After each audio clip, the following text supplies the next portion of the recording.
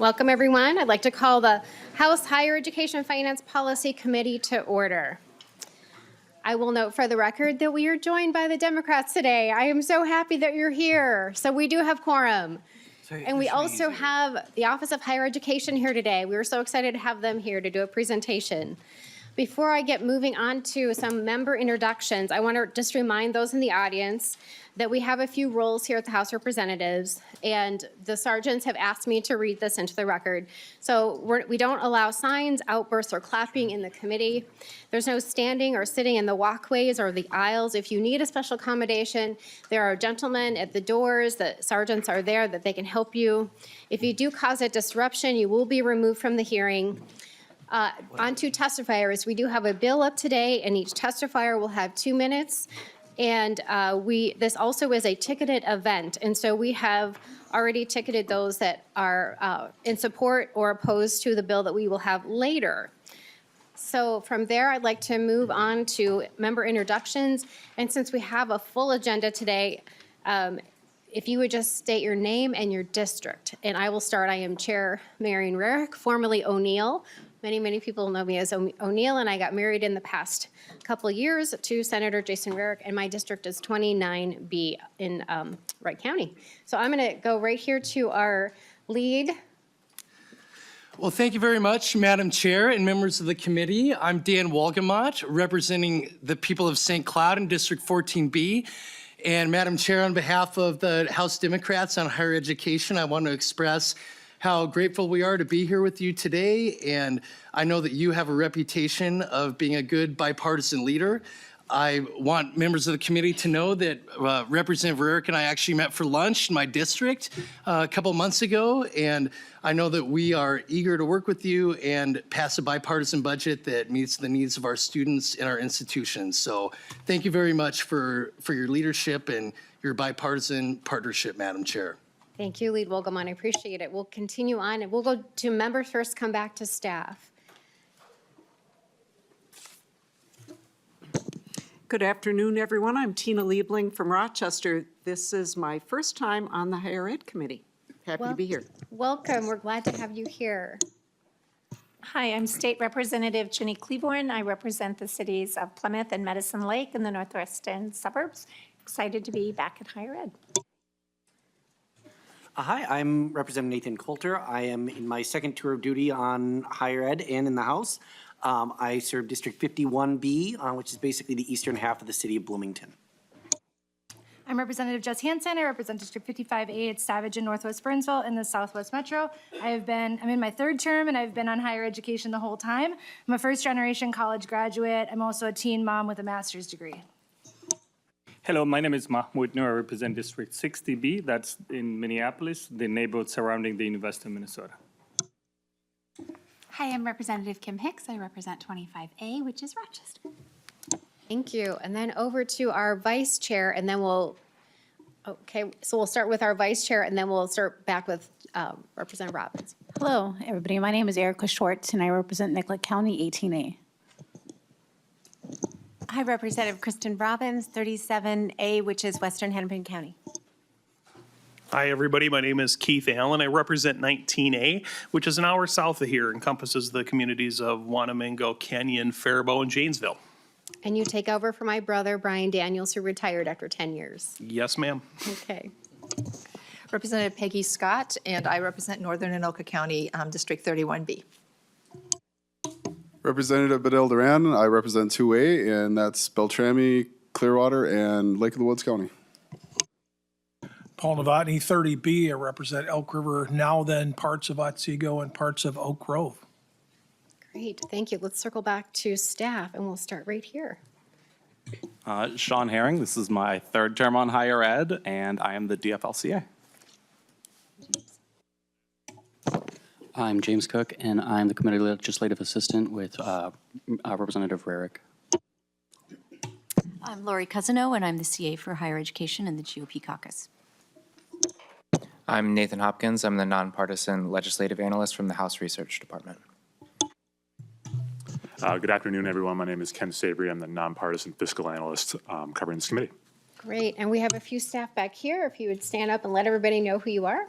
Yeah, Ben Freeze, House Republican Research. Okay, and then over here. Jennifer Nelson, House DFL Research. Great, and we have a couple pages here. If they would stand and let us know who you are. Hi, Ahmed Al-Ahmed, committee page. Griffin Larson, South High School. I'm Lila Schwartz, and I go to Mankato West. I'm Amelia Schultz, and I go to Hopkins High School. I'm Zia Rocker, I go to Rochester Mayo. I'm Keith Myers, I go to Orange High School. I'm Danielle Lopez-Wright, I go to St. Agnes High. I'm Mercedes Seves, I go to Princeton High School. Thank you all. So we actually have one committee page and a lot of other pages that are interested in this topic. So we have a room that is full. Thank you one and all. Thank you for being here. And we are going to move straight into the Office of Higher Education, and welcome to the committee if you want to come up and start your overview.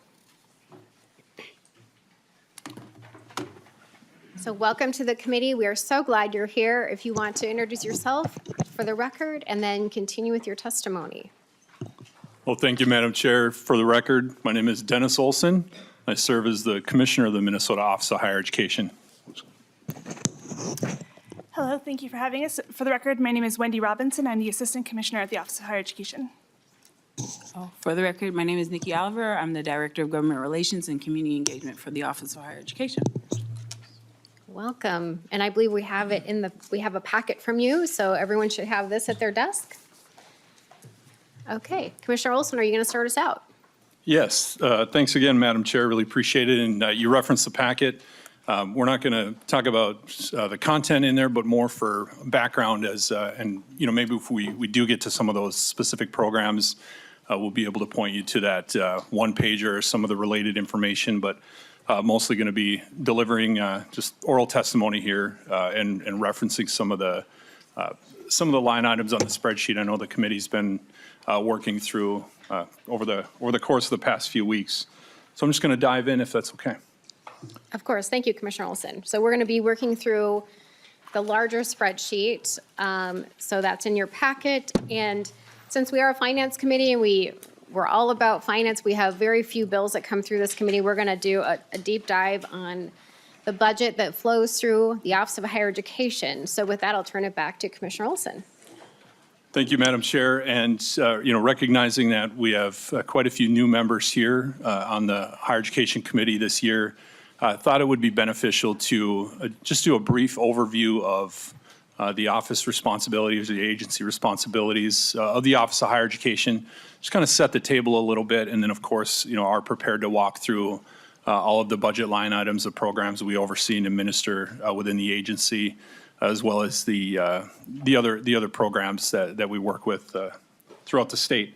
And so just wanted to first let the committee know of our primary responsibilities as an agency. And I know Mr. Hopkins had given an overview earlier, but primarily we oversee and administer state financial aid programs. That is our key primary function. Those, of course, include the state grant, the Minnesota State Grant Program, state work study and childcare grants, the Minnesota Indian Scholarship Program, tuition reciprocity, and of course have a student loan program called the Minnesota Self Loan. We also, of course, administer competitive and legislatively named grants. We have an oversight and regulatory function as well, and so we register degree granting colleges and also license non-degree granting career schools within the state. We negotiate tuition reciprocity agreements with neighboring states, primarily North Dakota and Wisconsin, but also institutions in Manitoba in Canada, as well as in Iowa. We administer federal programs, and you'll hear again more about these in detail later on. But the Get Ready program, so funded through the federal Gear Up funding. We also have a robust research division, and so we collect, maintain, and report data on students and post-secondary institutions, outcome data primarily. And we offer technical assistance and training around the intersection of campus sexual misconduct and implementation of federal Title IX as well. I had mentioned our research function, so research and report on the effectiveness of post-secondary institutions, and of course, are focused on post-secondary access and attainment. And, oh, there we go. That's outlined here a little bit with what we call within the agency internally as the 4 A's. maybe a shot at a bad joke, but being a higher ed agency, we give ourselves straight A's.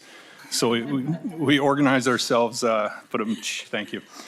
Organize ourselves around four key areas within our strategic vision of the agency. Those are access, affordability, attainment, and accountability. So you can see under the access heading, those are really programs and supports to increase equitable access to Minnesota's post-secondary education opportunities. And so programs like direct admissions, I had mentioned before, the Get Ready program, our dual training grants, FAFSA completion work, as well as providing resources both to students and parents, families, to assist with college planning and exploration and ultimately choice. Under the affordability heading, of course, that really encompasses the administration of all of our state financial aid programs, again, like the Minnesota State Grant and North Star Promise. But also included within affordability is that option for the Minnesota Self-Loan, those tuition reciprocity agreements, student loan counseling, and then some specific financial aid options. When we get into those program and line item overviews, you'll be able to see those specific supports. For attainment, which I'm actually going to walk into shortly here after this slide, primarily focused on programs and supports to move the state forward to meeting our legislative attainment goal, our statewide attainment goal. So that work includes primarily working with currently enrolled students like in initiatives like the Student Parent Support Initiative, campus support for implementing sexual violence and prevention programming, a lot of work around the basic needs support, whole student supports, and emergency grants. And then finally, in accountability, making sure again that our post-secondary institutions with our regulatory function are appropriately licensed and registered, as well as that research function, data collection and reporting on the effectiveness of our institutions. So that's how we are strategically organized within the agency. Just a snapshot of the agency funding profile. You can see that we do receive a majority of our funding through the state general fund. That's 76% of our overall funding profile. And over 98% of those general fund dollars go directly out the door, appropriated to serve students, whether that's through direct financial aid or pass through to student serving organizations. So a really lean and mean agency with just a small fraction of those general fund dollars appropriated for agency administration.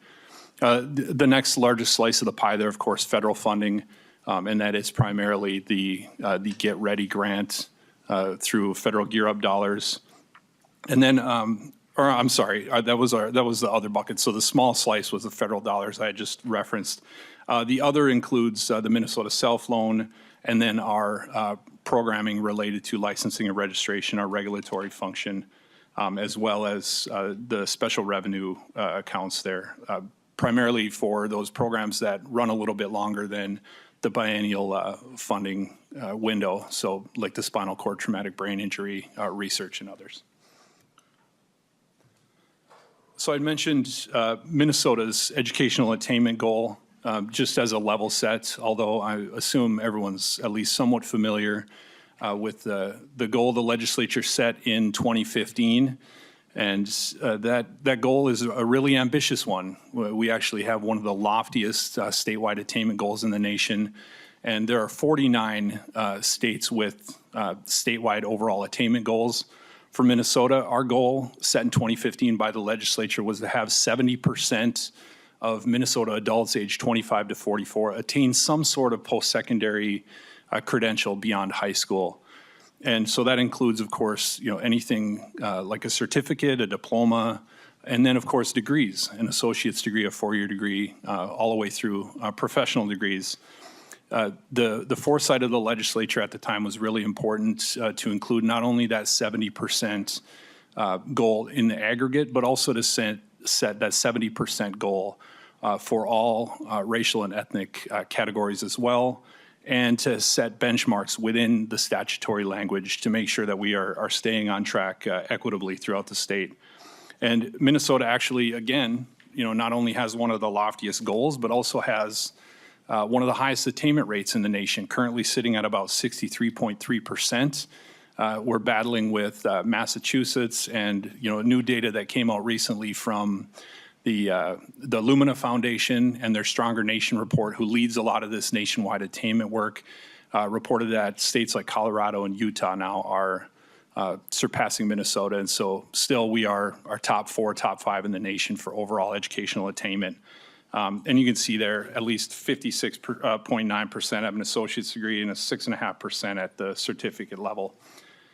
This is outlined in the attainment report. I won't go through it in great detail, other than to let you know that, again, recognizing the legislature's foresight here to disaggregate data by race and ethnicity has been incredibly important, because it has helped the legislature make decisions around support programs that are necessary for specific populations of students. And so you can see, that overall we are at that 63.3% number there. We have made incremental increases in attainment overall over the last nine plus years, but we have some significant gaps too. We have the highest, or one of the highest attainment rates in the nation. We also have some of the highest nation-leading gaps in the nation as well. Overall, to meet our statewide attainment goal, and I had mentioned this is a 10-year goal set in 2015. We are now in 2025. We are more than likely not going to meet that goal. We need overall another 101,000, close to 102,000 Minnesota adults to attain some sort of credential beyond high school. But you can see there the number needed to be able to reach that goal, not only overall, but equitably as well. So certainly some work to do there to close those gaps. And then here are just a little bit of the same data, just represented in a different way around certificates and then degrees. So you can see that for some racial and ethnic communities, the higher representation of attainment at the certificate level versus the degree level, and some of the disparities there. So again, helping to inform some of those programmatic and investment decisions by the legislature. Again, not only being limited to the federal race categories, but also the ability for our data to be disaggregated to an even more granular level, having the opportunity to disaggregate by ethnicity as well. And so digging a little bit deeper into those federal legacy race categories, again, we can see disparities even within and amongst communities. So there's one example there and another example there. So, Minnesota has been praised and lauded nationally for our ability to disaggregate data to a more granular level, and that is in part due to the relationships built within this work with entities like the State Demographer's Office, utilizing U.S. Census data, and even getting involved in new opportunities like the PSEO project, and that's not post-secondary enrollment options, but rather post-secondary employment outcomes, a new project by the U.S. Census. And that's actually going to help us. I'm kind of previewing some later talking points, but that's actually going to allow us to have conversations and be more well-informed around, we understand students leave Minnesota to go to college and, do make choices in neighboring states, but we see them coming back. And so that data helps us, understand kind of if students leave and we are, a net exporter of students, do we get our students back to actually, come here, get a job, raise a family, and contribute to the Minnesota economy? And so, proud to be able to incorporate that type of data in the attainment work as well. So I kind of mentioned most of this already. Primarily just want to, I'm going to go back to that slide. Primarily just want to preview, because I know Chair Rarick in particular last year, you had interest in having this conversation about what our next stage of attainment is. And so this is maybe, an opportunity to request a further conversation about that with the committee and with the legislature overall, because we are in 2025. But of course, the language is unclear of, are we talking about fiscal year 25? Are we talking about school year 25? Is this calendar year 25? If it's data year 25, we've got a little bit more time, because, we look back on that data delay 1 to 2 years to actually, help us inform this data. But, I'd mentioned the Lumina Foundation and other entities. Other states are setting new attainment goals, kind of re-upping to 2035. what's right for Minnesota. So I'd love to have that conversation here. And, that's, of course, work we are leading internally and with our partners, but recognize that the legislature is a key partner in that decision-making and in that work. So wanted to put that there for the committee to consider. Oops, now I'm going back.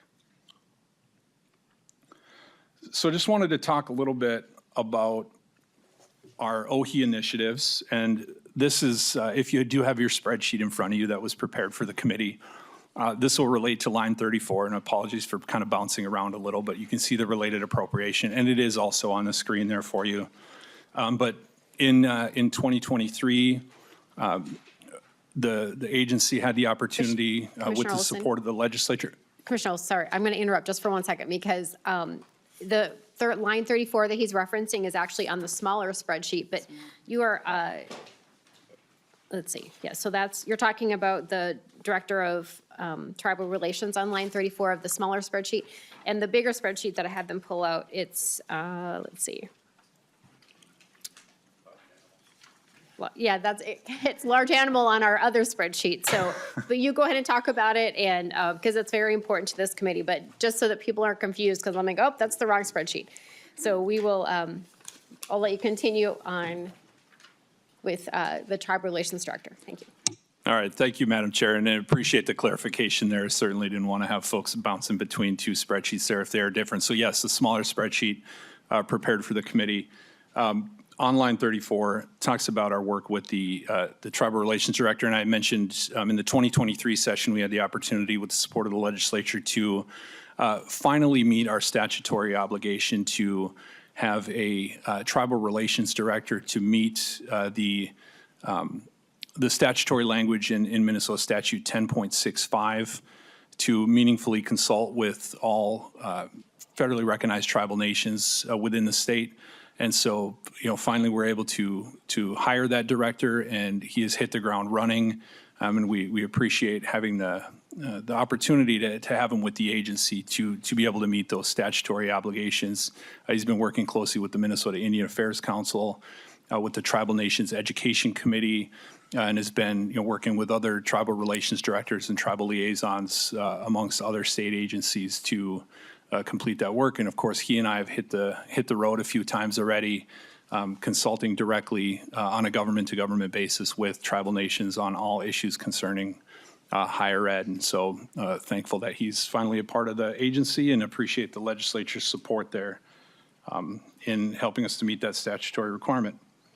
And I will note for the committee too, as you're looking for the next thing, that we will have the tribal communities come in. So our 3 tribal nations that we gave $1 million each of O&M for each year. So they're going to come back and report back to us on how that was helpful and how many students they have and so on. So that is on the agenda coming up. So thank you, Commissioner Olson, for teeing that up for us. Can please continue. Thank you. I will be talking about was line 14 on the small spreadsheet, and that is our student parent information appropriation. One of the things that's nice about our agency is that we ask ourselves the question of, what's OHE's lane? What are we well positioned to do as a state agency that nobody else in the space can do? And one of those things is giving students and parents unbiased, accurate information to help them begin their college search process, to consider college options, to do a little bit of career exploration, and for a lot of families, really importantly, getting information about all their different financial aid options, both at the federal level and at the state level.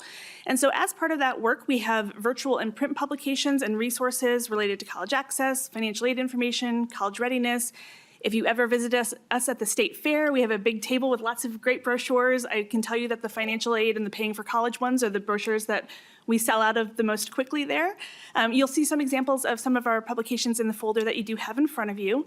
And this funding also supports programs like our Ready, Set, FAFSA initiative, which is a series of virtual workshops for students and parents all about navigating FAFSA, how to complete a FAFSA, and some other related topics. If you will recall, last year was a very, very difficult year for FAFSA due to changes that happened at the federal level.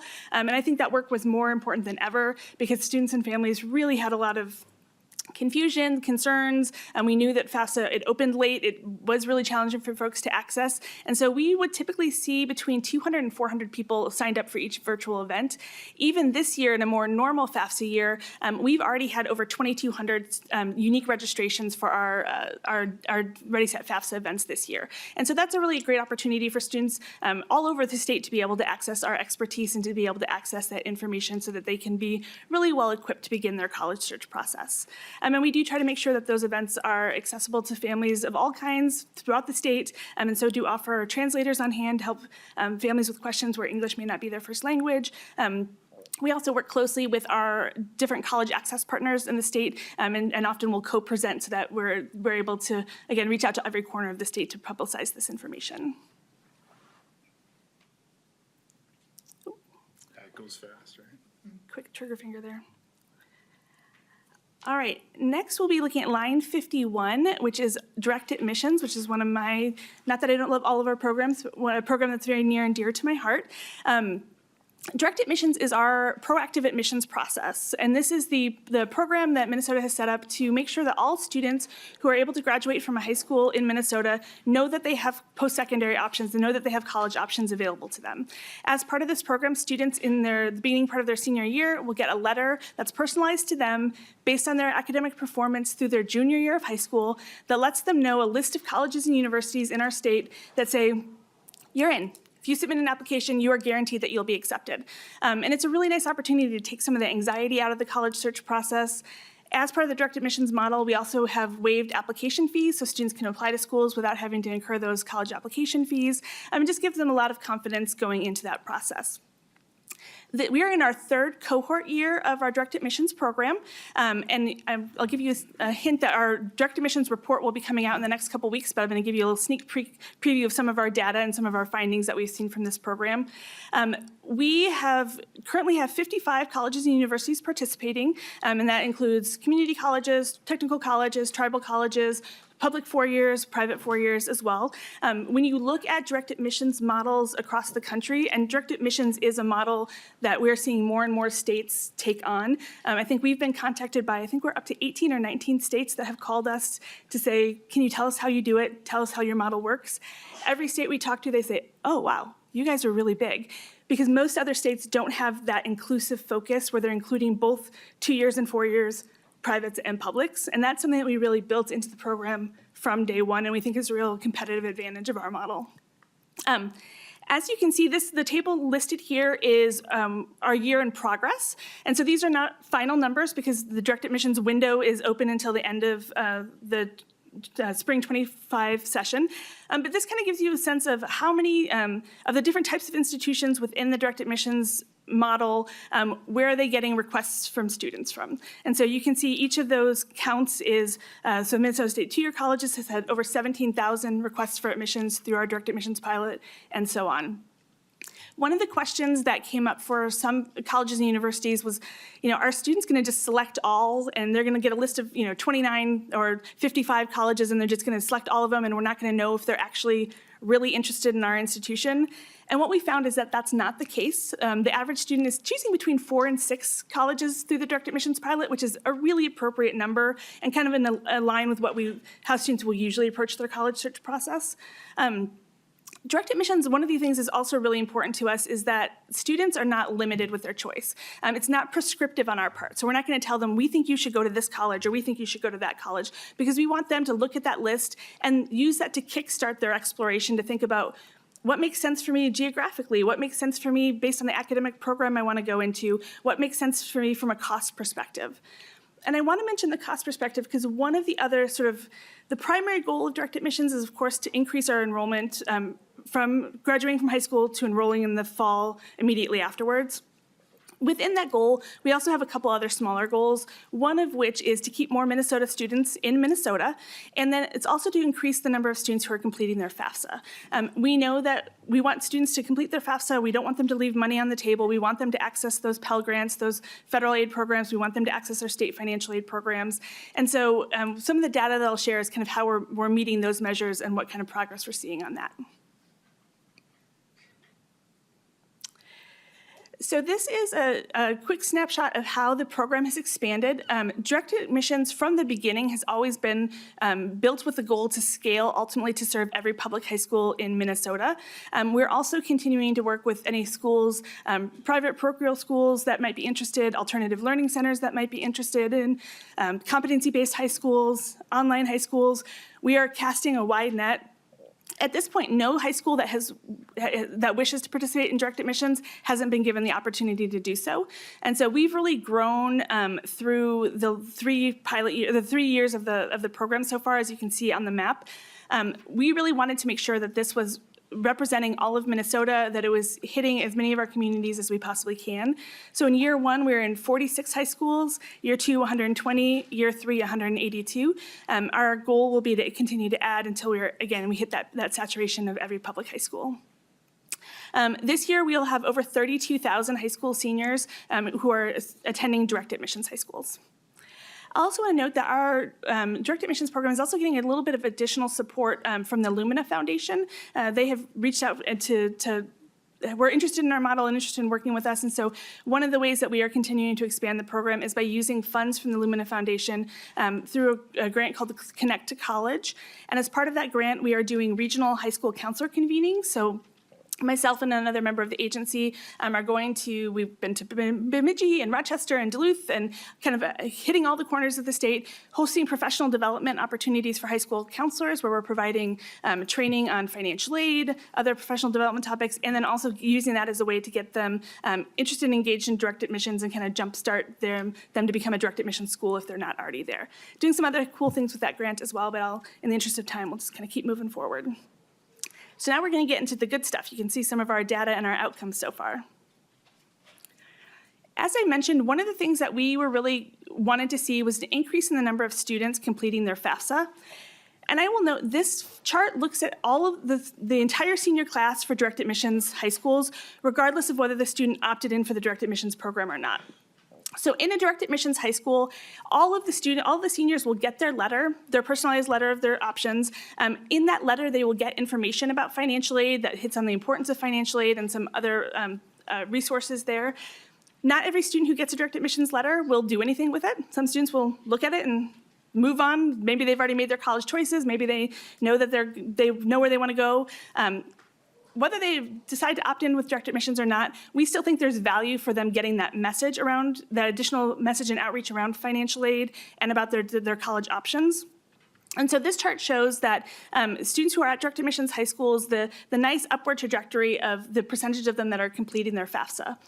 One of the things that I want to point out is that I was nervous about what this chart would look like given how tough last year was in terms of FAFSA.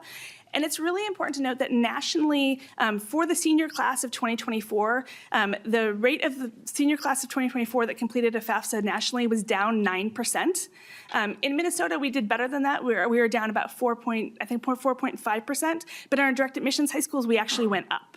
And so that, I think, demonstrates that that's a pretty powerful intervention because we are being really intentional with getting that financial aid messaging to the students. We are always wanting to be mindful of students who are looking at the populations of students that we're serving through this program. And so looking at the percentage completing FAFSA broken down by race and ethnicity, and you can see the chart there. One thing that I do want to point out, as you can see in the American Indian and Alaska Native column, or that chart on the left, that was the only group that we really saw a notable decline in this year. And obviously, we want to dig into that a little bit more and find out what that was about. One thing that I will note is it's not an apples-to-apples comparison because the number of American Indian students we served in the program increased really dramatically from year 1 to year 2. So in the first year of the program, we had 99 students that identified as American Indian, and in year 2, we had 579, and then in year 3, we have 902. And so those numbers are going to be, I think, a little bit in flux because that population has gotten larger. But we know that that's an area that we want to continue to make sure that we're doing the appropriate outreaches and interventions to that population. Assistant Commissioner Robinson, can I just ask you a question at this juncture? Yeah. So since we put $1 million into each of $1 million a year for O&M for each of the tribal colleges in the north, so Leech Lake, or White Earth, Leech Lake, and Red Lake, is it possible that because they've got better support that they're staying there as opposed to going somewhere else? And maybe that's some of the dip that you're seeing? Because we did do a significant policy change. Thank you for that question, Chair Rarick. You know, I don't know, because this would be looking backwards at the a year ago, and so I don't know that that would be a correlation there, and I would hope that those students would still complete a FAFSA regardless of where they're attending to make sure that they're, you know, continuing to access Pell Grant or other federal financial aid dollars that might be available to them. So I'm not aware of a connection. They are participating. Yeah. But yeah, but we do have participation from most of those colleges in the direct admissions model as well. Oh, you do? That's fantastic. Okay. Thank you. Please continue. It just made me think about it because they're going to be here soon, and we'll see how they're doing with additional $1 million per year for their O&M. Thank you. Please continue. One of the other measures that we look at is comparing this population of students who are free and reduced lunch eligible and the students who are not free and reduced lunch eligible, and wanting to make sure we're providing equity of opportunity for those populations of students. And so you can see the blue line is the students who are eligible for free and reduced lunch. So those are the students who are probably more likely to qualify for things like the Pell Grant and the state grant and the North Star Promise. And then the green line is the percent of students who are not free and reduced lunch eligible. So you can see that we've continued to see that line increase in the positive direction for both populations. Ultimately, we'd like to see no difference between those lines and to see them come a little bit closer to each other. And then this is looking at our percentage of direct admissions students who are staying enrolled in the state of Minnesota. We know that we continue to be a net exporter of high school graduates, but we're hoping that the direct admissions model really encourages students to take a good look at our options within Minnesota and to be really aware of our Minnesota state financial aid programs and opportunities that they have. And so we can see that we're seeing some improvement in that measure as well, in keeping some more of those students here in state. And this is looking at our percentage of students who are staying in college in Minnesota, broken down by race and ethnicity category. And the one line that's not going in the right direction is, again, that American Indian student population. And so we know that that's an area we need to continue to do some additional work and research into how to best serve that population of students. Looking forward, we will continue to scale this program. We anticipate adding another 100 high schools for the program year of 2025-2026. We are currently actively recruiting high schools to join that cohort. We, again, continuing to expand to be as inclusive as possible for a variety of types of high schools. Looking at our alternative learning centers, tribally affiliated high schools, competency-based high schools. We want to make the program as easy as possible for high schools and for colleges and universities that are participating. And so every year we refine our processes. We get a little bit better at doing what we're doing. We get a little bit more streamlined, and we make the onboarding a little bit easier for our high schools. And so we're continuing to implement process improvements every year. And then continuing the collaboration with community access groups, with foundations, and with other interested stakeholders who are excited about this work as we are. And then we know that the one piece of feedback that from the beginning we've been really mindful of is, again, that embedding that financial aid information. And so we've also expanded to have some different short videos available for students and families about how to do the FAFSA, about how to interpret a financial aid letter, again, building out a more robust portfolio of resources in that space.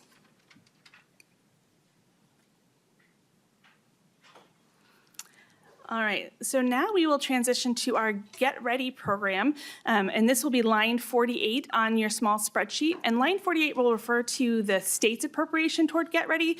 The bulk of the money for the Get Ready program does come from our federally funded grant. And I know I said direct admissions was one of my favorite programs and near to my heart. Surprise, so is Get Ready. This is another program that I really love the opportunity to talk about. And so Get Ready is program that's really designed to start in middle school and to provide middle and high school students with programming designed to improve their post-secondary outcomes, to improve their academic readiness for college, to increase their college-going behaviors, like making sure that they have good attendance in high school, that they're accessing tutoring if they need it, that they know how to complete financial aid application, they know how to do a college search. And in this program, based on the federal eligibility guidelines, is really targeted towards students who are coming from low-income backgrounds. And we also know we have a high percentage of students who are first-generation students that are served as well. This is every year we provide data back to the federal government as a part of our mandatory accountability for this program. And so we know that every year we're tracking all the different efforts that we have and the different interventions that we have, and ultimately looking to see, once they get to their senior year, what happens to the students from those schools. And so we know from our last cohort that 4 out of our 7 partner high schools, again, saw an increase in their FAFSA completion rate. And then 5 out of our 7 partner high schools saw substantially increased college enrollment rates after high school graduation, which is exactly what this program is designed to do. In 2024, we successfully renewed our grant through the federal government. It was an incredibly difficult competition, very, very, very competitive. We were one of, I think, only 9 states that were funded to continue, and so that's really exciting for us to be able to continue to serve Minnesota in that way. We will provide post-secondary support services to over 7,500 students in our 14 capacity building schools, and then that will also include as additional scholarship opportunity for students once they do get to that senior year and are enrolling in a Minnesota institution.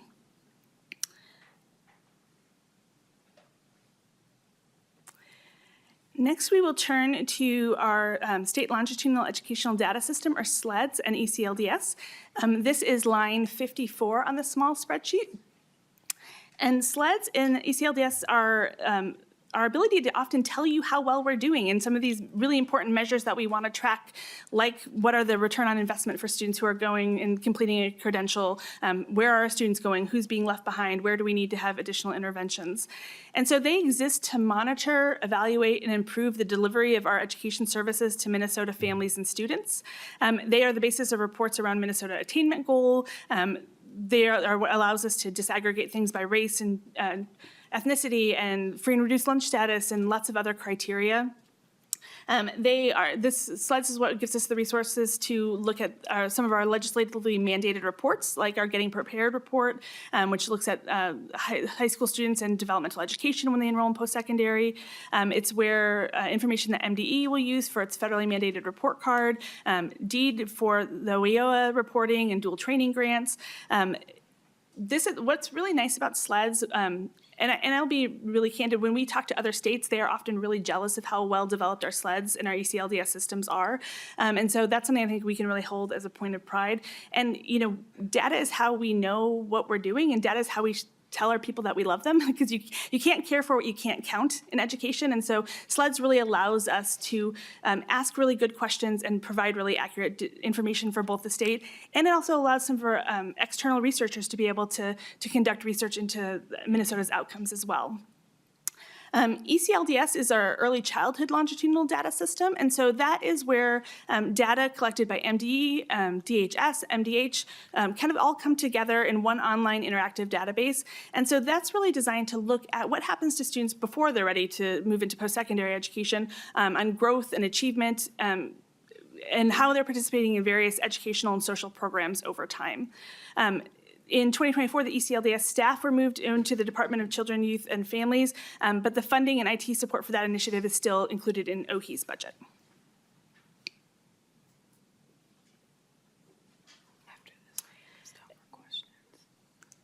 And I could pause if there's any questions about anything I've covered before. I'm going to do a little pause right here. Yes, Representative Cleburne. May I ask just a question about that last statement?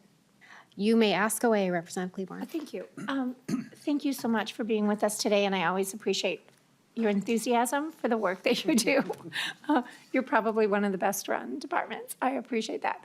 My question, that last conversation that you just had about the money, are the staff moving to children, youth, and families, but the funding and IT support have stayed with you?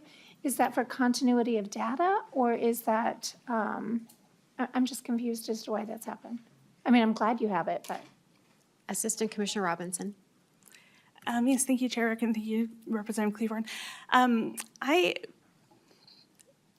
SLEDS and ECLDS kind of are uniquely positioned because they're actually under sort of the P20 umbrella, which is OHE, but not totally OHE, if that makes sense. And so the work has continued in the same way that it did because they're in that combined relationship under P20. For some Claymore? No, that's great. And I'm glad to know that the data is going to be kept and it will be done in a consistent manner to previous years, correct? All right, thank you. Great. Since we're paused here, any other quick questions at this juncture? Not seeing any. Okay, please continue, Assistant Commissioner Robinson.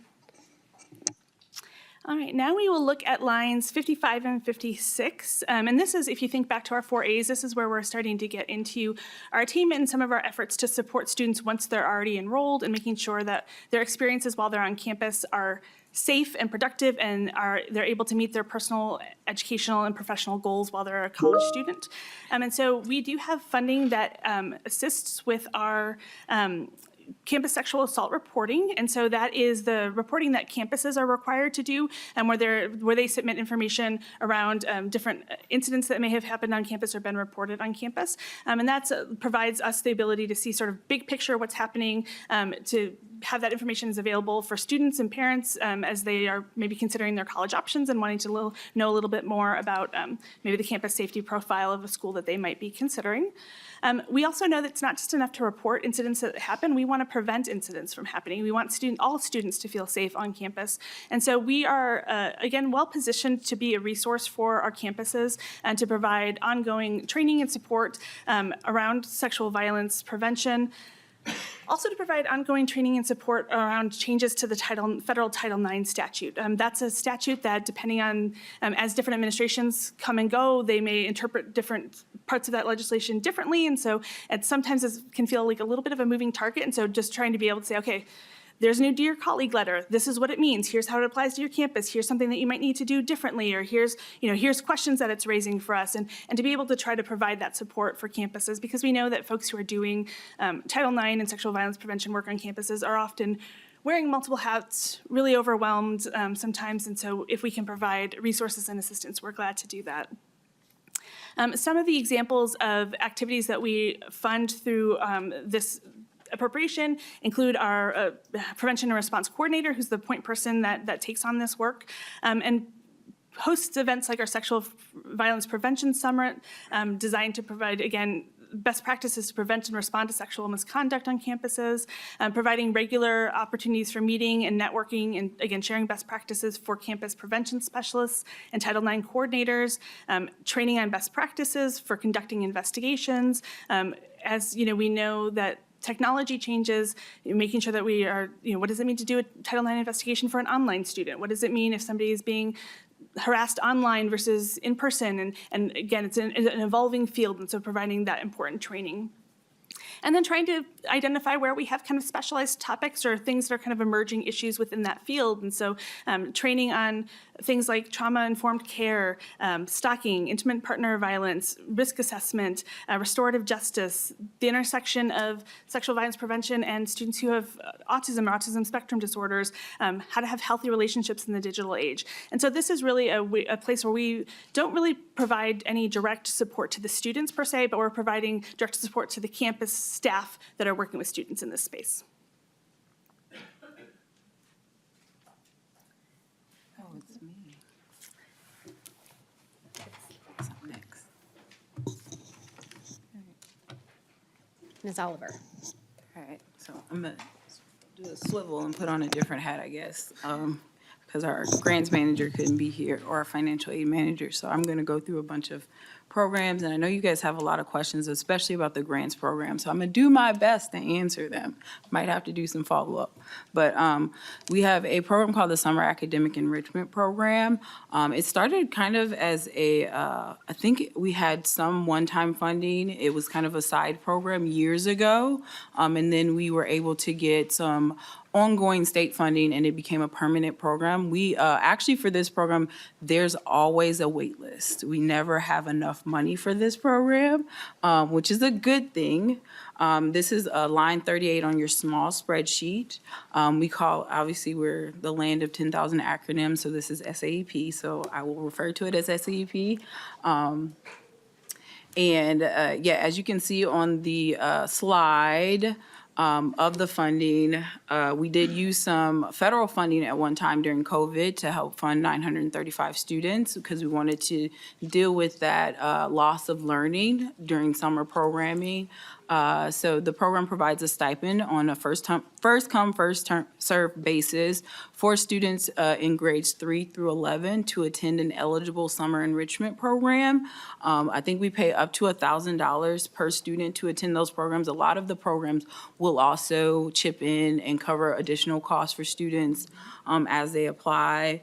A lot of the programs are science-based programs. We have Concordia Learning, Language Village, St. Cloud University, Wolf Ridge, for example. Last summer, we supported over 586 students with $242,000. And as the commissioner mentioned, and as you all know, all of our programs have been maxed out to capacity, so we weren't able to put additional funds in this program like we sometimes are able to, unfortunately, in the last year. But yeah, so the next thing is it still me? Oh, it's still me. Cool.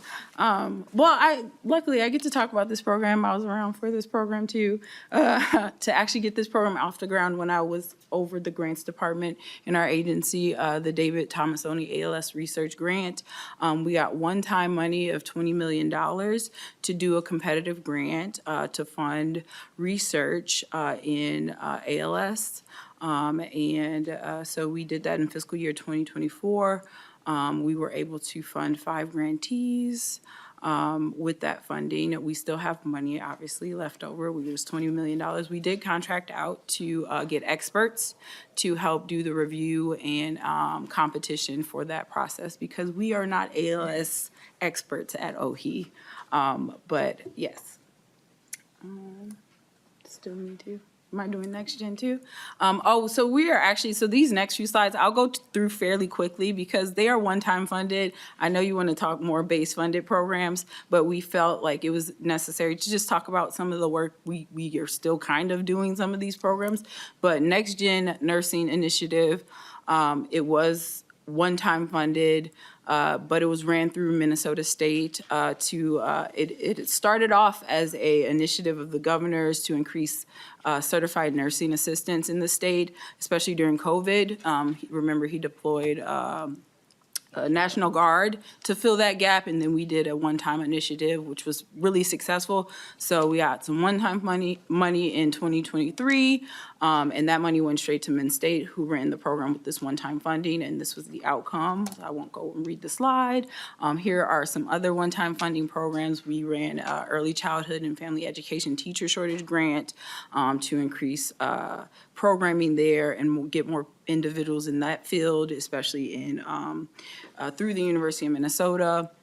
And then MICC, they were in the base funding last year. They were taken out of the base, but they had an appropriation of $2 million, and they serve individuals on the autism spectrum in a residential program.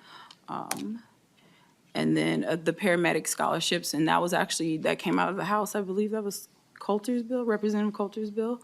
So that was one-time funded, and good work to our comms director and financial aid program managers who promoted that program. And these are some studies and other one-time fundings that we did. So a feasibility study on workforce, and we can provide you with the report and the outcomes of these studies and reports, and then a course placement report that we collaborated with Min-State on. And I'll pass it back over to Assistant Commissioner Robinson.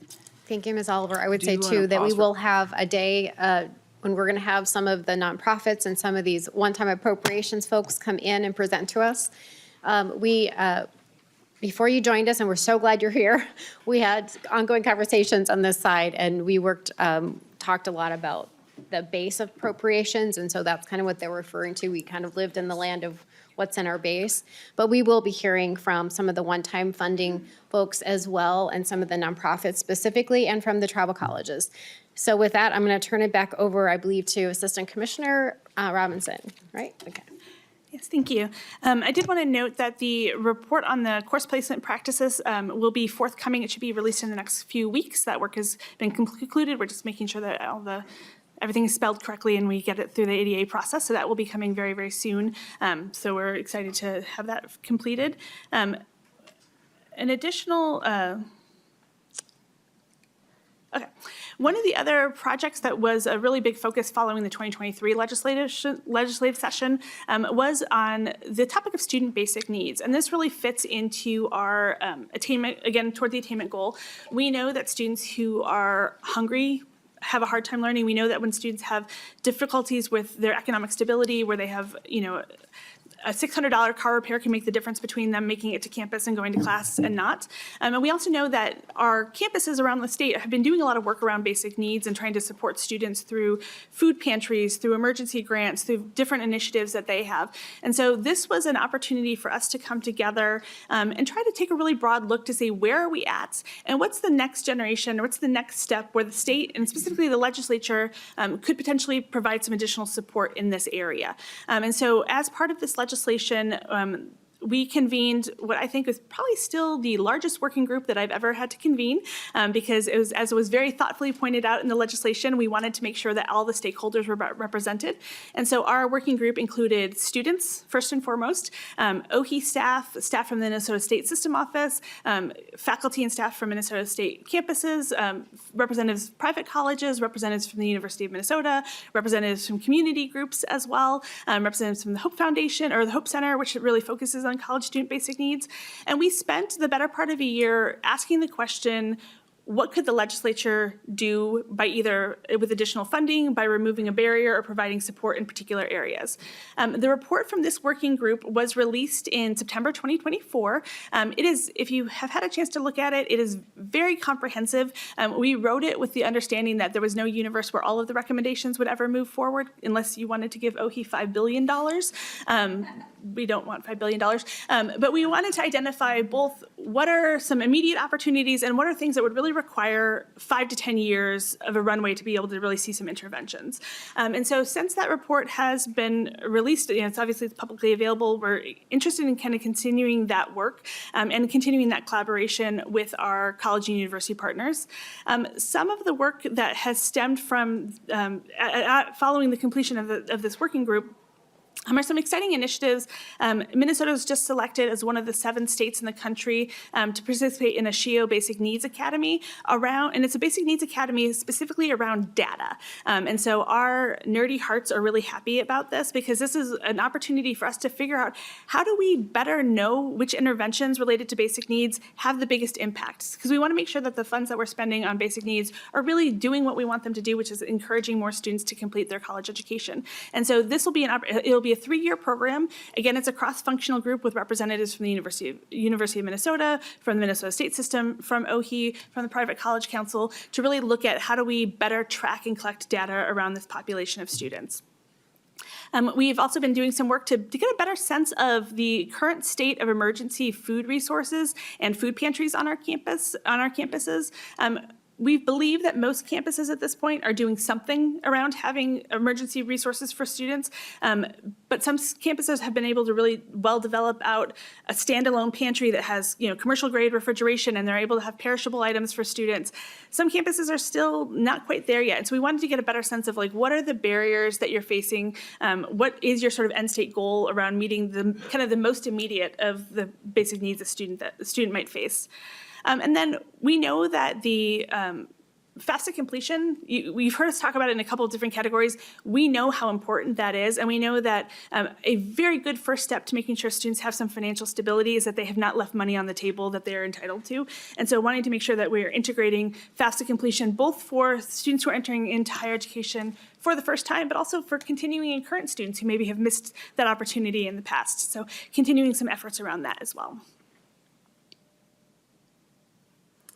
And I think that is going back to you. Me. Ms. Oliver. Thank you, Chair, committee members. So we also were gifted an additional $1 million for the Minnesota Aspiring Teachers of Color Scholarship. It was initially a pilot program to also encourage and increase the number of teachers of color. The goal of the program was to fund individuals while they're in school and encourage them to go into teaching and to cover their cost of college. So year, I believe, was where we got the additional $1 million through the K-12 committee. And this is the data and results of that programming. And again, it was another one-time funded initiative out of our agency. External supports.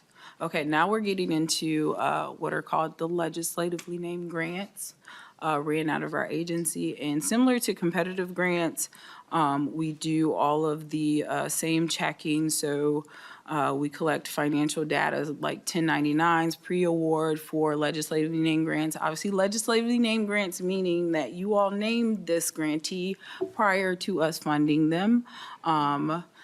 So we don't have to do a competition, but post-award, we still do all of the same things we do with competitive grants.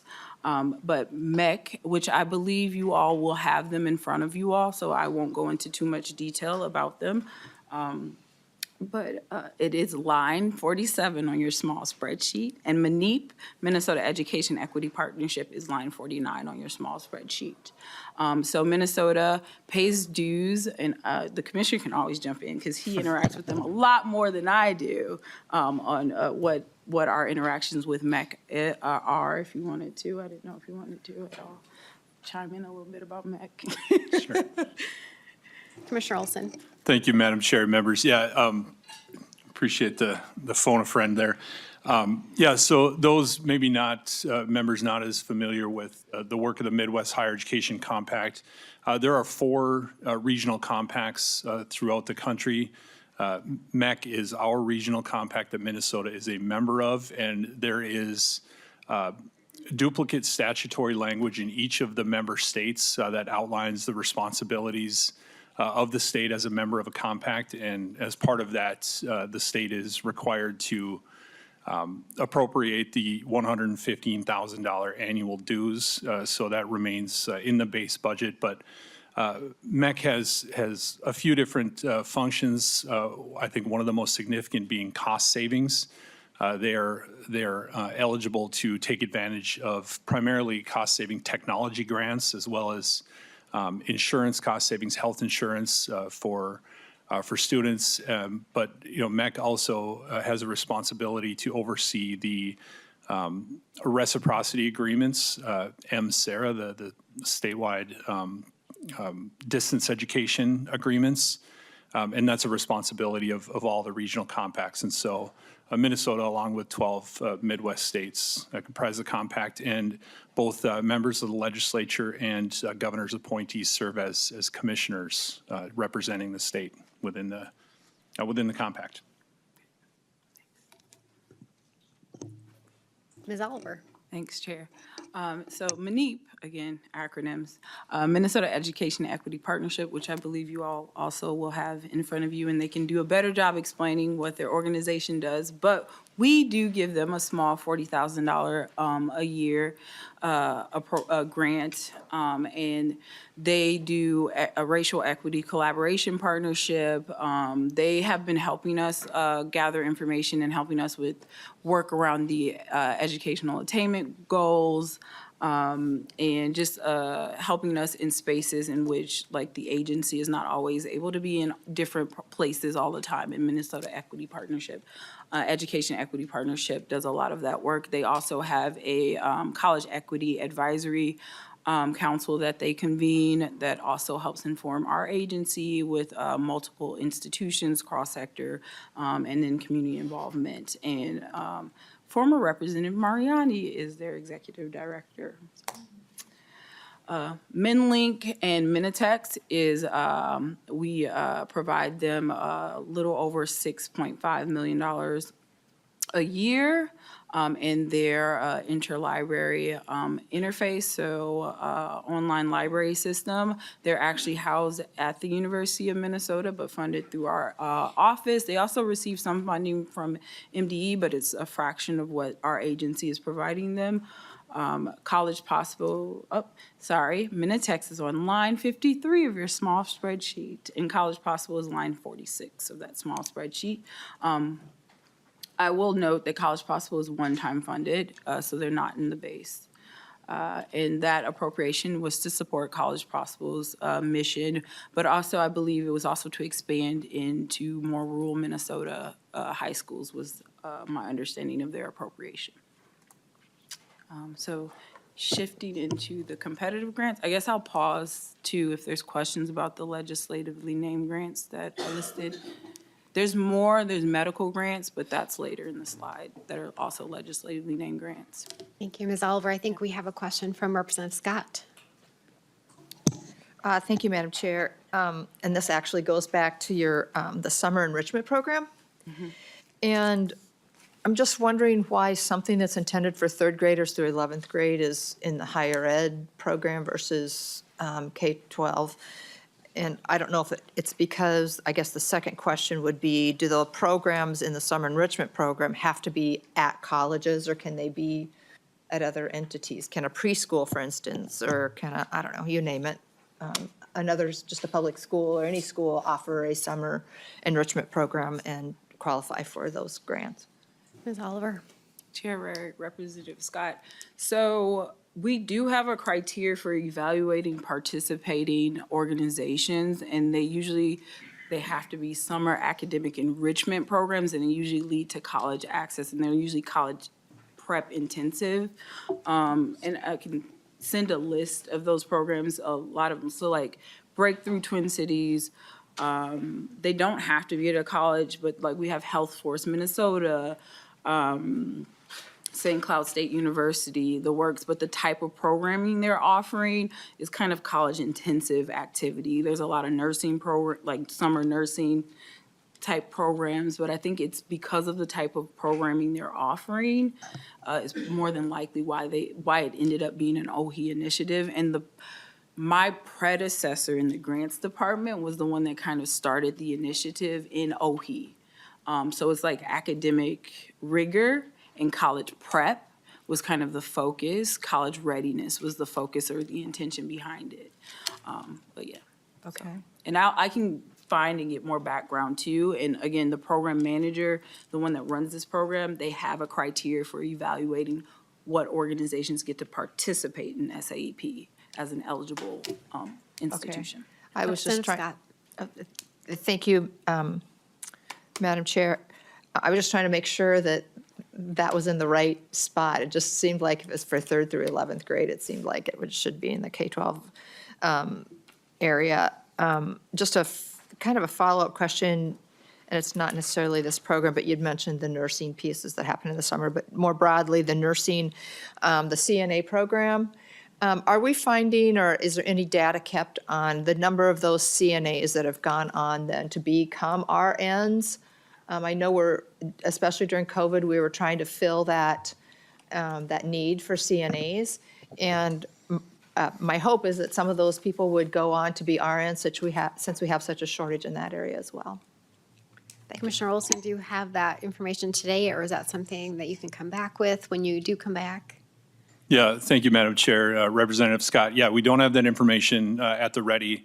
However, I will just note, anecdotally working through the program, at least, during COVID, not this most recent appropriation, there were a significant number of students actually that, found their opportunity to exposure to healthcare careers, primarily nursing careers, end up choosing to go on, and we're actually appreciative of the opportunity to kind of start, as a CNA, as the first building block. But that program is now overseen and administered by Minnesota State, the Health Force Center of Excellence.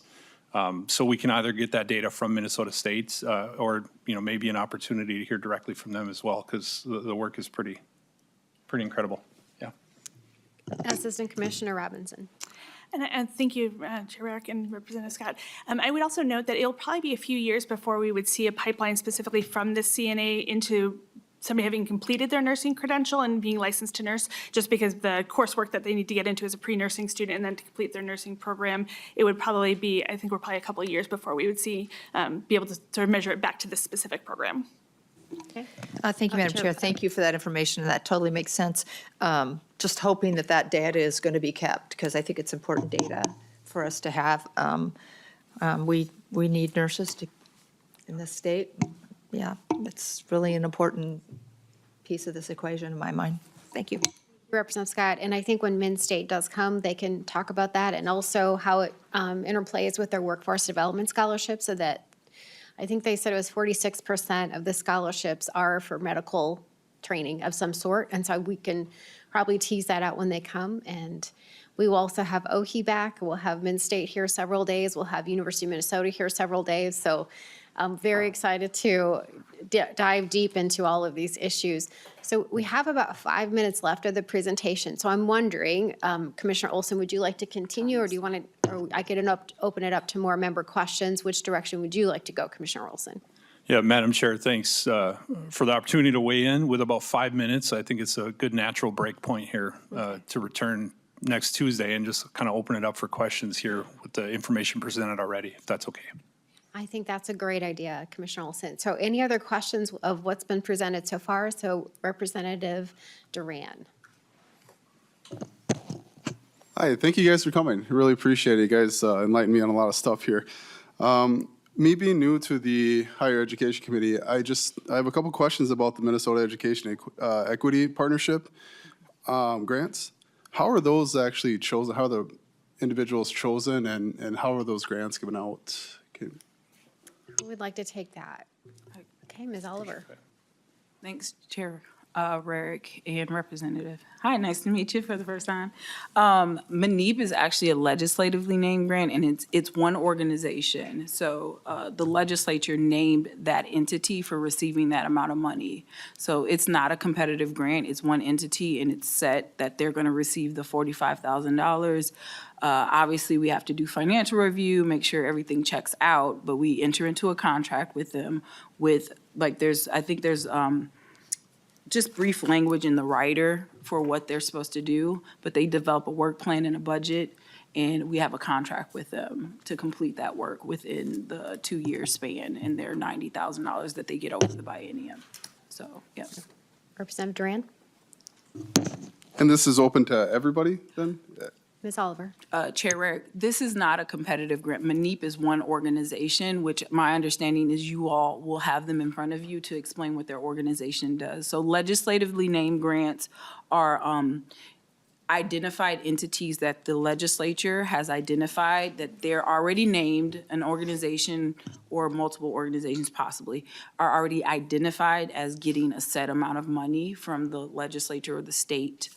So we don't have to do a competition. So this entity, like College Possible, for example, you're going to give College Possible $500,000. So our agency enters into a contract with College Possible because they've been named, and that's how much money the state said that organization is getting that money. So College Possible used to get money through one of our competitive grants, like the Intervention for College Attendance program we have. So they used to have to apply through a competitive grant through that competition, and that's how they would normally get it. But then they became a legislatively named grant, so they automatically got money.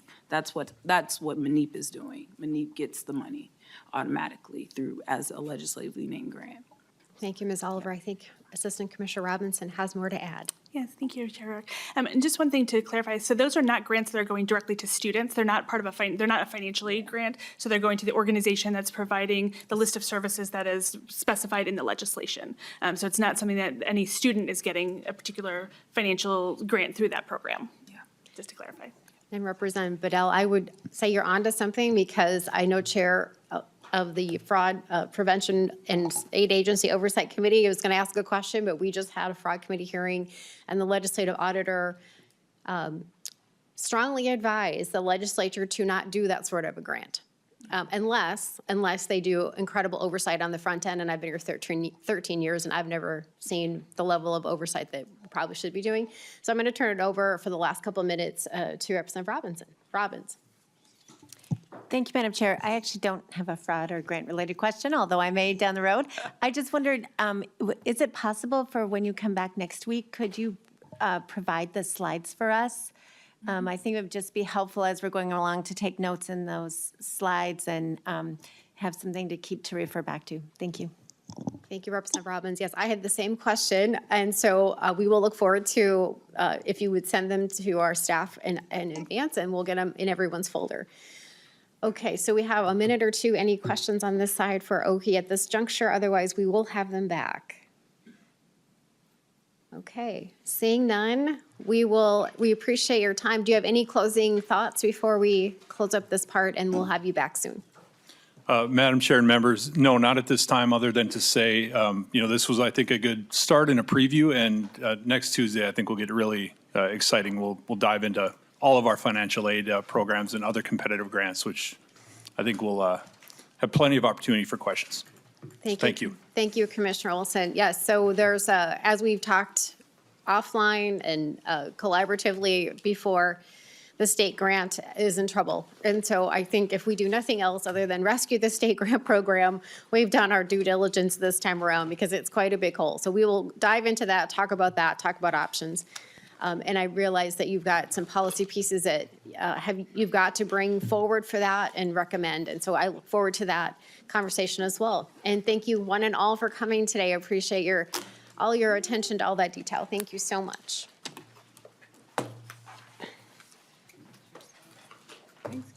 Okay. That's all good. So members, we have our first bill hearing, and as Oki packs their things up, we've got Representative Isaacson that will be coming up, and, excuse me, Representative Schultz.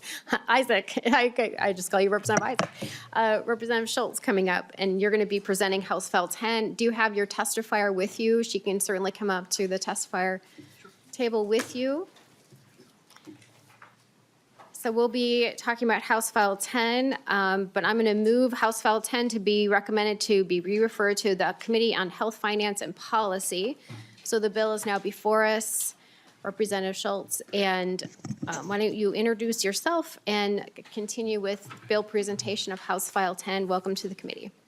Great. Thank you, Madam Chair and committee members. It's great to be with you. I am Representative Isaac Schultz. I represent House District 10B in central Minnesota, and honored to present House File 10 before you this afternoon with the sole purpose, members, of addressing our looming budget deficit in Minnesota with over $5 billion projected as a deficit in just a couple years. It's time for us to begin the conversation over some of the tough decisions that we're going to have to wrestle with. And so House File 10 is that first step to get us on a path towards fiscal responsibility and to reprioritize Minnesota's priorities with the people and the taxpayers and the citizens of America and the people of Minnesota. And so we've seen that for far too long, there have been spending priorities placed in areas that frankly many Minnesotans don't support. And following the last election and looking at our budget outlook in Minnesota, it's important for us to take a look at the programs that are provided and see that in state policy today, currently there are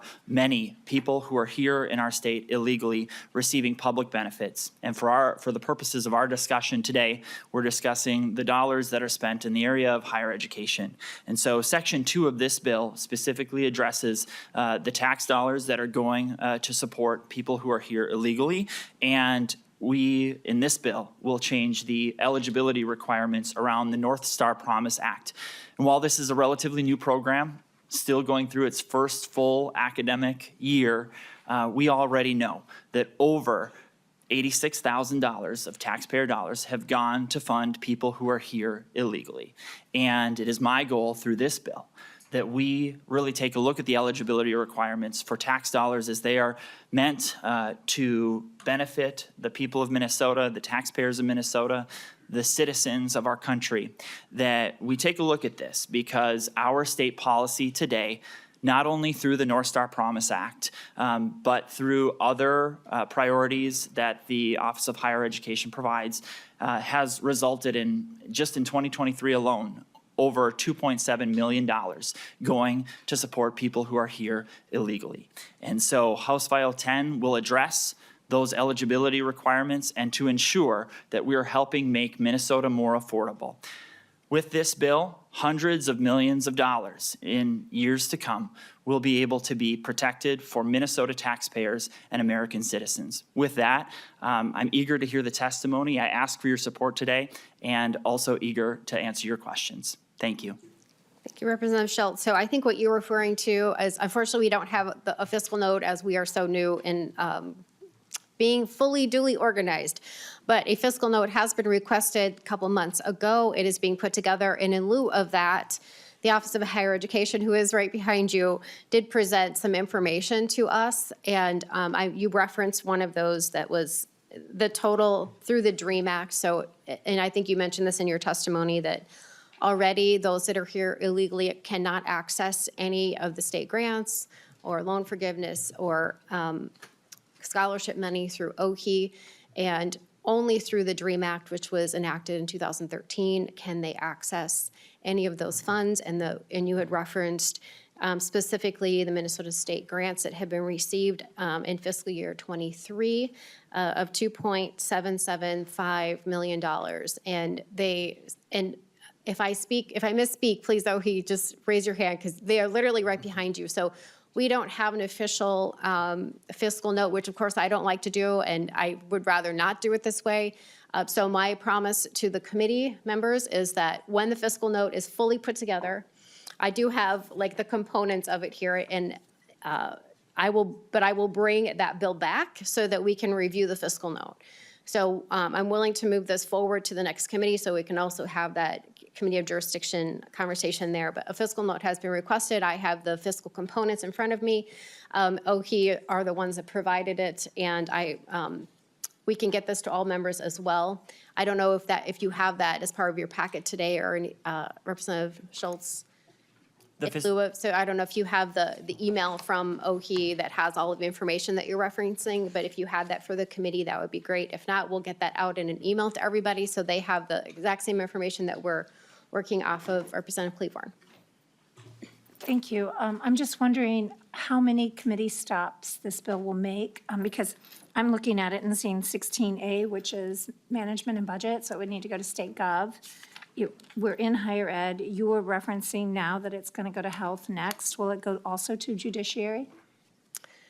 Representative Cleavorn, I don't have the full path in front of me, but I will absolutely get that answer for you. So next time we meet, I'll have that answer for you. Thank you so much. Absolutely. So Representative Schultz, I was just going to ask you if you had the email that came from OHE with all of the numbers you're referencing. I don't know if you have that for the committee. Thank you, Madam Chair. I do not have printed copies, but I would be happy to share the information exactly as you stated from the Office of Higher Education with all the committee members. Great. That can be emailed to you. Thank you, Representative Schultz. And so I would also note too, and I would normally just ask OHE to come up, but I didn't do that in advance.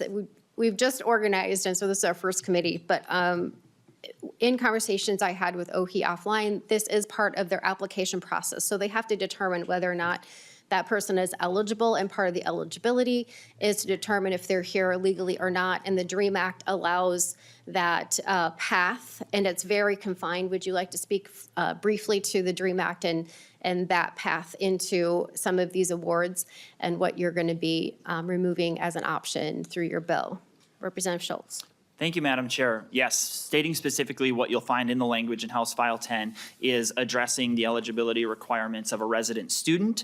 And in state law, currently, you referenced, Madam Chair, correctly that in 2013, the state statute is 135A.043, the resident tuition that essentially provides for people who are here illegally to gain access to government dollars, specifically in the area of higher education. And well within that statute, it specifically provides essentially some flowery language that has allowed for the Office of Higher Education to spend these dollars. And through House File 10, we would be exempting that statute from the North Star Promise, and ultimately, with the other language included in Section 1 of this bill, would also address any other programs that currently are in law and allowed by the Office of Higher Education. Thank you, Representative Schultz. So I'm just going to, so you did reference it. It's Chapter 135A.043. And just quickly, just for the record, you must have attended a Minnesota high school for 3 years or more and graduated from a Minnesota high school or attained a GED in Minnesota and complied with U.S. selective service requirements. So those are the top level 3 requirements in order to access the DREAM Act. Correct, Okay. Madam Chair. Yes, Representative Cleaborn. I'm so sorry. I feel like I'm working at a disadvantage here. You have data that we don't have. And so I'm like really confused as to what students we're really talking about. And if we could have Ohi come up and explain to us who these students are. Sure. And maybe give us some factual information behind what we're talking. I'm so sorry. I just don't have the information that you're referencing. Representative Cleaborn, yep. So I'll ask the commissioner if he would like to come up. We are working from a document that he did send to us. And to be crystal clear, Representative Cleaborn, pardon me? Oh, there should be a copy of the DREAM Act statutes in your packet. And as you're pulling that out, the DREAM Act was passed in 2013, and it is the only path that someone that is here illegally can access any of the state grant programs, scholarships, and also now the North Star Promise. It's the word illegal that I'm pushing back on because if they are here in the DREAM Act, they have protections afforded to them by the United States government. And that's why I'm a little confused as to the conversation. Thank you, Representative Cleaborn. So I will turn to nonpartisan because they actually prepared some of this as well. Would you like to hear from Ohi first, or would you like to hear from about the DREAM Act from nonpartisan? I would like to hear from Ohi first about their statement about the students. I think that would be helpful to all of us. And then I guess nonpartisan can answer the question that you would like to ask of nonpartisan. Okay, well, thank you, Representative Cleaborn. So I'm going to ask, but if you would be willing to Chair Commissioner Olson to come up, and if you'd like, I could. Do you have the email that you sent to us, or would you like me to hand it to you, Commissioner Olson? Thank you, Madam Chair. I do not unfortunately have the email up in front of me, but just want to maybe outline some of the data that was requested of us and provided to the chair and members. So Representative Schultz noted, first of all, a dollar figure related to a North Star Promise. Thank you. So we had provided data for North Star Promise that as of January 15th, so we're looking back a little bit, our most recent available data, 145 students were eligible for North Star Promise funding applied through the DREAM Act. So 11 of those students, 11 of the 145, were awarded North Star Promise base awards. That total was $23,299.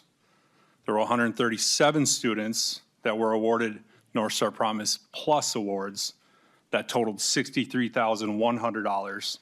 And so the total in the aggregate, which was just reported, $86,399. And you'll notice that, 137 and 11 don't add up to 145. It's because 3 students received both the North Star Promise Plus as well as the base award. So there are students that are eligible for both, depending on the calculation. So that's the $86,000 number that was reported. Regarding state grant data, that's actually data that I was going to present with our financial aid programs coming up next Tuesday.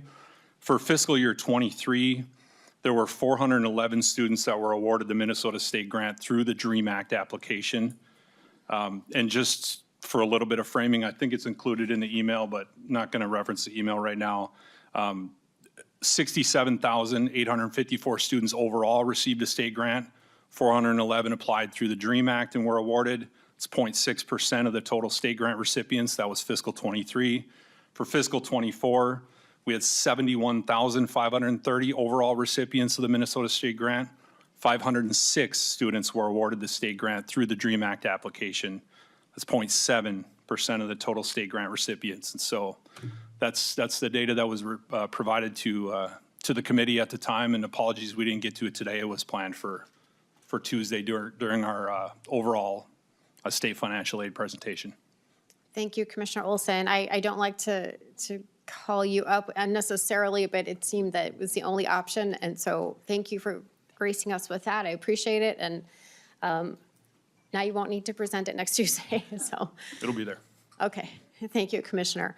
Okay, do you, Representative Cleaborn or others, do you have any other concerns about would you like to hear from nonpartisan as to what the DREAM Act is and how you access this grants and scholarships and what's our promise through the DREAM Act? I think because there are so many new people to this committee, it would be very helpful.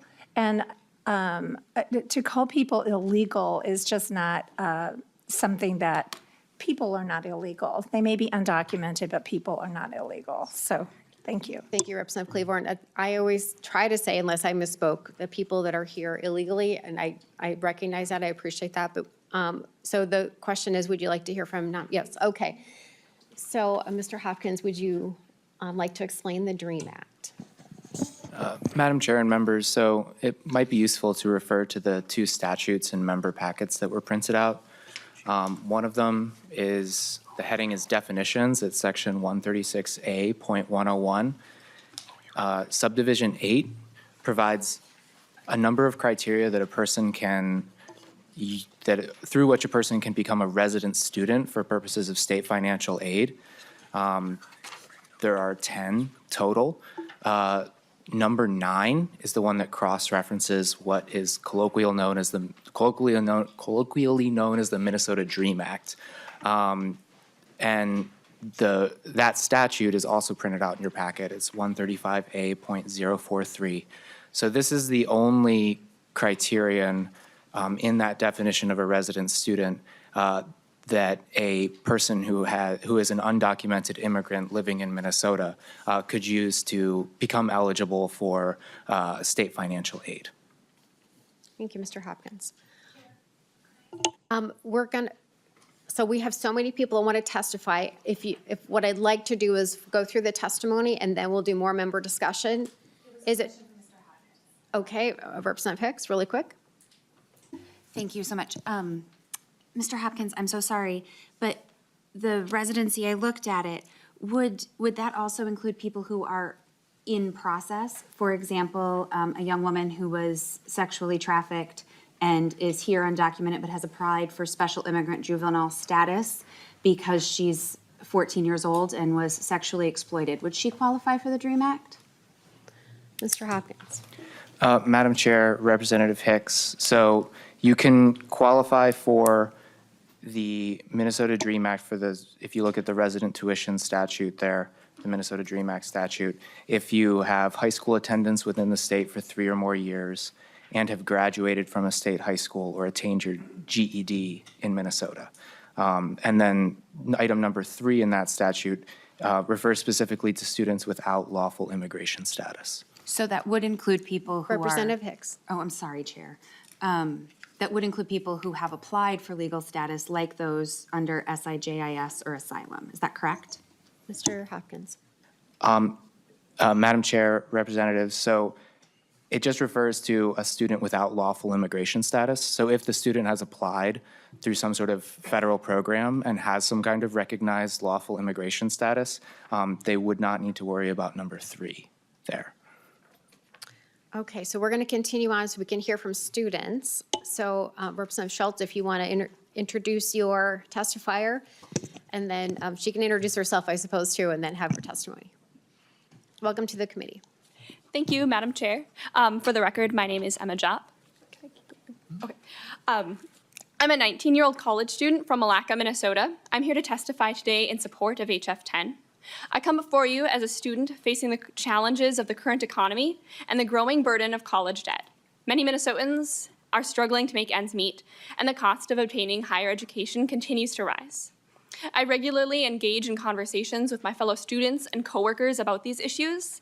One of my coworkers has regularly gone without food before payday, and I have friends who find it increasingly difficult to prioritize higher education and their future careers over the looming debt that will follow them into much of their adult life. Taxpayer funds are limited, and if we spread them too thin by offering aid to everyone, we risk falling short of the responsibility owed to the people of Minnesota. I know firsthand how the current proposed budget cuts, such as reductions in disability waivers and special education transportation funds, have directly impacted individuals with disabilities in our communities. How many more marginalized Minnesotans will continue to be overlooked if we prioritize unnecessary funding to those who are not yet citizens of this state? While I understand and appreciate the value of offering aid to as many people as possible, our primary duty should be to Minnesota citizens. Let us first focus on lifting our own out of poverty so that we can create a stronger and more prosperous state that is better positioned to help those in need. I urge you to keep the hardworking citizens of Minnesota in mind and vote in favor of HF 10. Thank you. Thank you, Ms. Jopp. We actually have 4 additional testifiers, and so in order, we'll have Sagrio Torres first. Great. And then after that, Ava Pena. If you want to come up together, that would be great. We'll start with these 2. The next 2 after that are Danielle Haig and Samantha Diaz. Ms. Torres, please introduce yourself to the committee, and you have 2 minutes. Good afternoon, everyone. Thank you for having me. My name is Sagrario Torres Flores. I am here to speak as a community member of Minneapolis, a general member of Comunidades Organizando el Poder y la Acción Latina, otherwise known as COPAL, and as a public university employee. At the university I work at, I am the point person for resources and support for our Latina, immigrant, and Spanish-speaking students. My day-to-day work includes meeting with students to talk through different career paths, map out graduation plans, and apply for financial aid opportunities. I have the privilege of holding space for students and the stories they share. My work has allowed me to see the direct impact the North Star Promise Grant has had on the academic success of our students. Many of the students I engage with are the first in their families to attend college. Outside of school, these students are full-time employees, parents to young children, freelance workers, overnight workers, construction workers, and caretakers of siblings, nephews, and cousins. To the school, they are our future nurses, entrepreneurs, diplomats, public school educators, architects, and mechanical engineers. Those of us who are afforded the privilege of attending university may remember wearing many of these hats at the same time. The North Star Promise Grant understands the demands of a college education and sees students as more than their aspirations. It sees them for all of the hats they wear, in and outside of school. It understands that for students to perform well inside the classroom, they have to be okay outside of the classroom. Thank you, Ms. Torres. That's 2 minutes. I'll let you finish the last sentence, and then we'll go on to the next testifier. Stripping the North Star Promise from any currently eligible students only serves to hurt the future we are trying to build. Thank you. Thank you so much for your testimony. Ms. Pena, please introduce yourself to the committee and then continue with your testimony. You have 2 minutes. Hi, good afternoon, members of the committee. My name is Eva Pena, and I am a COPAL member, a student at the University of Minnesota, and a North Star program beneficiary. And I'm here to defend the North Star Promise program because of all my peers that benefit from it. I know that if I were unable to receive the North Star Promise, I would not be able to afford college. And it is the same case for all my peers. My peers add so much to the classroom. They add different perspectives and ideas. My college experience would not be the same without them. Not only are they my student peers, they are my friends and my loved ones. These current recipients not only have been utilizing the promise to work towards a career, they have also fostered relationships in the classroom and on campus. They have made life-changing connections that will benefit their future career and have been a part of internships, all of which would have not been possible if they had not had the opportunity to attend college. This law is about protecting students who are already studying and working in Minnesota and making sure that they have the same pathways as everyone else. All Minnesota students deserve to have the same opportunity to seek higher education and pave a future for themselves. They are Minnesotans. Please reject any efforts to remove students from eligibility for the North Star Promise program. Thank you. Thank you, Ms. Pena. Okay, next up, we have Danielle. I'm not sure how you say your last name, so come on up, and Samantha Diaz, if you want to come up. Welcome to the committee. Please state your name for the record, and you have 2 minutes. Thank you for having me. My name is Danielle Huck, and I have been a professor of English at Minnesota State University, Mankato for the past 11 years. I am here today to strongly support the North Star Promise program for all of our students because it is a vital investment in our region and our state's future. The students who benefit from the North Star Promise sat in my classroom this past fall, putting in the hard work, developing critical skills, and approaching the world with curiosity and determination. These students come from rural communities, veteran backgrounds, and working families who would not otherwise be able to afford a college education. And the data is clear. College degrees lead to stronger communities, higher lifetime earnings, and greater civic engagement. Our graduates serve the public good, lifting up not only themselves, but also their families and the communities they return to. If we deny access to higher education, we are choosing a future where more Minnesotans face economic instability, rely on public assistance, and struggle to build a life in our state. We want social mobility, not a permanent underclass. My former students teach in high school classrooms from St. Peter to Moorhead. One is a science writer for the Marshfield Clinic. Another is a speech pathologist in our district. Many of them go on to graduate programs and they become RNs. More students deserve these opportunities, not fewer. Without access to this program, too many of your constituents would be shut out of the opportunity to pursue a degree, enter high-demand careers, and strengthen Minnesota's workforce and economy. The North Star Promise program is not just an investment in citizens. It is an investment in the prosperity of our entire state. All of our kids deserve an education. We all benefit from it. I urge you to oppose this bill. Thank you. Thank you for your testimony. Ms. Diaz, you have 2 minutes to introduce yourself to the committee. Madam Chair and members, can you hear me? We can Madam hear Chair you. and members, Fantastic. my name is Samantha Diaz, and I'm the political director of SEIU Local 26, representing 8,000 janitors, security officers, high-rise window cleaners, and airport passenger service workers, opposing the exclusion of our fellow Minnesotans in critical programs like the North Star Promise Act. I am also here today authorized to speak on behalf of Unite Here Local 17, 6,000 workers in our hospitality industry, and then UFCW 663, 15,000 workers representing retail, grocery, meatpacking, manufacturing, healthcare, and more. We understand what this hearing is actually about. It's about dividing us from, and as a distraction from the real issues that keep our families up at night. Minnesotans are angry and feel the day-to-day impact of rising costs of student loans and just the cost of higher education.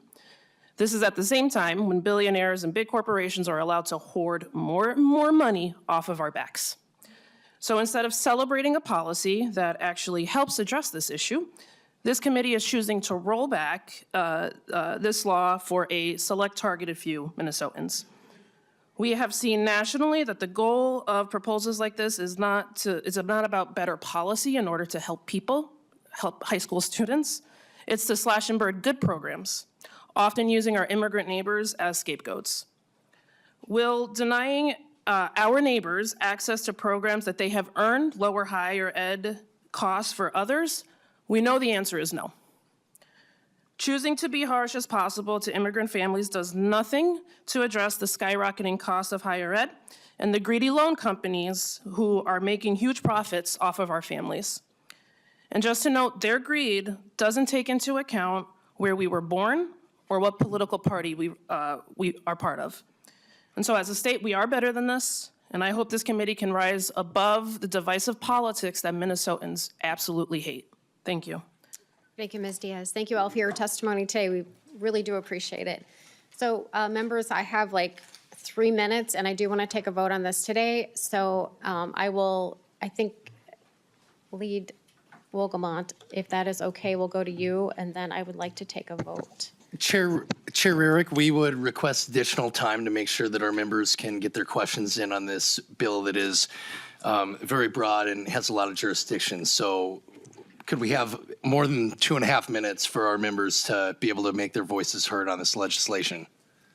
So thank you for the request. The problem is we have another committee that comes in here, and so I can't keep this committee room because we do have someone coming in 2 minutes to clear it and re-establish it for the next committee. I would have to check with leadership if we want to do something, in the evening, come back in the evening. I can't bring it back on Thursday because we have a full agenda on Thursday. So my recommendation is,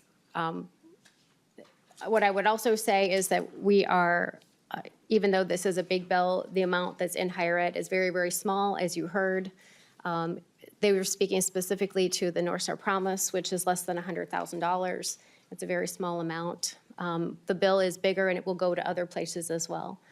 So I don't have the ability to put it, to do it longer in here because we do have another committee right on top of us at 3 o'clock. Well, Chair Rarick, I appreciate your commitment to bringing this bill back before the Higher Education Committee once we do have a fiscal note. Perhaps at that point, we will have more time to be able to ask our questions and get our points in. So out of appreciation for the fact that you have committed to bring this bill back before the committee, I think we can ask our questions and make our voices heard at that point. Although I would like to ask, since we are sort of mapping out this bill at this point, if the author of the bill could tell me what that expected path is, what other committee stops it will have, that way we can make sure that we get it back here in our jurisdiction in higher education. Sure. So Representative Schultz, do you happen to know the bill path, all of the committees it will be going through? Yep, thank you, Madam Chair. The plan, I believe, is to go to Health next, State Gov, and then potentially a return to this committee. At that time, hopefully, we have more detail on the fiscal note, and this is also a work in progress. So if you have ways to make this bill better, we can work together on that. Thank you. So with that, I would like to move to a vote because we do have to close committee. I'm already a couple of minutes over. Madam Chair. First of all, can I request a roll call? Oh, of course. A roll call have been requested. A roll call will be granted. And so let me renew my motion, and then we'll go to the roll call. Sorry, I wasn't quite finished. I trust your assurances, but we all know that sometimes assurances change as session moves forward, and I'm very concerned not only, frankly, for our members' ability to ask questions, but for the public to hear and truly understand the effect that this bill would have. As an example, you've said that this only affects North Star Promise and State Grant. The way I read Section 1, it could be a lot more expansive than that. So I think, and maybe that's not the case. The point is we haven't had the opportunity to ask and answer those questions in a public forum. I would respectfully request that the proper approach would be to table this bill. Thank you, Representative Coulter. I'm not going to table the bill because I will demand that it comes back here when the fiscal note is completed, and I would prefer to have that deeper dive once the fiscal note comes back. You could have plenty of time to come up with questions and concerns. I have them as well.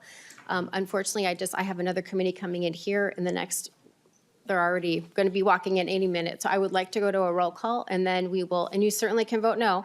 And yeah. Madam Chair. 1 second, please. Representative Noor, we are discussing whether or not we can have another committee hearing tonight. So we will. Well, I have to check with leadership to see if there are rooms available and staff available and IT available and House media available, a room available, all those things. So I can't just promise a room tonight to continue the discussion. So I would like to move to a vote. So I'm going to renew my motion that House File 10 be Madam Chair, Representative Noor had a question. And I'm in the middle of bringing forward a motion because we do have to clear the room. We're already over. I renew my motion that House File 10 be recommended to be re-referred to the House to a Committee on Health, Finance, and Policy, and you will take the roll. Committee Legislative Assistant can take the roll. Aye. Schultz. Say aye. Aye. Allen. Aye. Coulter. No. Duran. Aye. Hanson, No. Hicks, Nope. Cleavorn, No. Liebling, No. Noor, Absolutely not. Novotny, Aye. Robbins, Scott, Aye.